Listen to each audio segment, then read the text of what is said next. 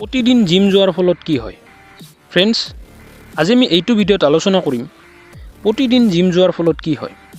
সেই সকলোখিনি বিষয় আৰু ইয়াৰ বিভিন্ন দিশসমূহ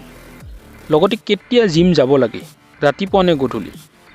তো হেল্ল' বন্ধুসকল মোৰ নাম উদ্ধৱ দাস আৰু আপোনালোকে চাই আছে ফিটনেছ সলিউশ্যন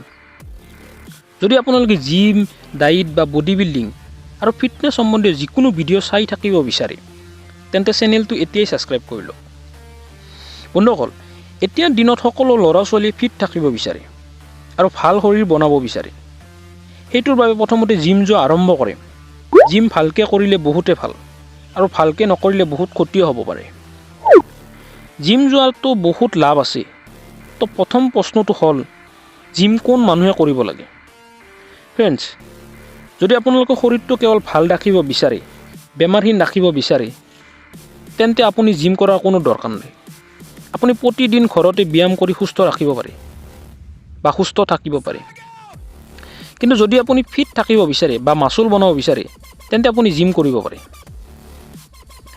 জিম যোৱাৰ সময় কেতিয়া হ'ব লাগে জিম আৰম্ভ কৰাৰ আগত বহুত মানুহৰ সমস্যা থাকে এইটো যে তেওঁলোকে ৰাতিপুৱা যাব লাগে নে গধূলি যাব লাগে কিছুমান ফিটনেছ এক্সপাৰ্ট অনুসৰি সাধাৰণতে ৰাতিপুৱা জিম কৰিলে বেছি লাভ হয় যেতিয়া আপুনি বহুত ব্যস্ত থাকে আৰু সময় নাথাকে তেতিয়া ৰাতিপুৱা ব্যায়াম কৰাত বহুত লাভ হয় ৰাতিপুৱা ব্যায়াম কৰাৰ ফলত গোটেই দিন শক্তিশালী আৰু ফ্ৰেছ অনুভৱ হয় কিন্তু যদি আপুনি ৰাতিপুৱা দেৰিকৈ উঠে তেন্তে গধূলিও জিম যাব পাৰে এতিয়া জানি লওক ইয়াৰ লাভ কি জিম কৰিলে বা যিকোনো ধৰণৰ ব্যায়াম কৰিলে মূৰৰ ভিতৰত এক প্ৰকাৰৰ ৰসায়ন উৎপন্ন হয় যাক টেষ্টষ্টেৰন বোলে জিম কৰাৰ ফলত ইয়াৰ মাত্ৰা শৰীৰত বাঢ়ি যায় আৰু টেনচন বা চিন্তা কম হয় জিম যোৱাৰ ফলত ভাল কোলেষ্ট্ৰলৰ মাত্ৰা বাঢ়ি যায় ইয়াৰ লগতে ব্লাড প্ৰেছাৰ কণ্ট্ৰলত থাকে নিয়মিতভাৱে ব্যায়াম কৰিলে ষ্ট্ৰক ডায়েবেটিছ আলচাৰ হাড়ৰ বিষ বেমাৰৰ পৰা ভাল হয় সেইবাবে ব্যায়াম কৰা এটা ভাল অভ্যাস জিম যোৱাৰ ফলত শ্বাস প্ৰশ্বাস ভালকৈ কাম কৰে শক্তিশালী অনুভৱ হয় কিছুমান অধ্যয়ন অনুসৰি নিয়মিতভাৱে ব্যায়াম কৰিলে শৰীৰত লগতে স্মৃতিশক্তি আদি বঢ়াবলৈ সক্ষম হয় যেতিয়া আপুনি জিমত ওজন উঠায় বা ব্যায়াম কৰে তেতিয়া শৰীৰত জোৰ পায় যাৰ বাবে মাসুল ডাঙৰ হ'বলৈ আৰম্ভ হয়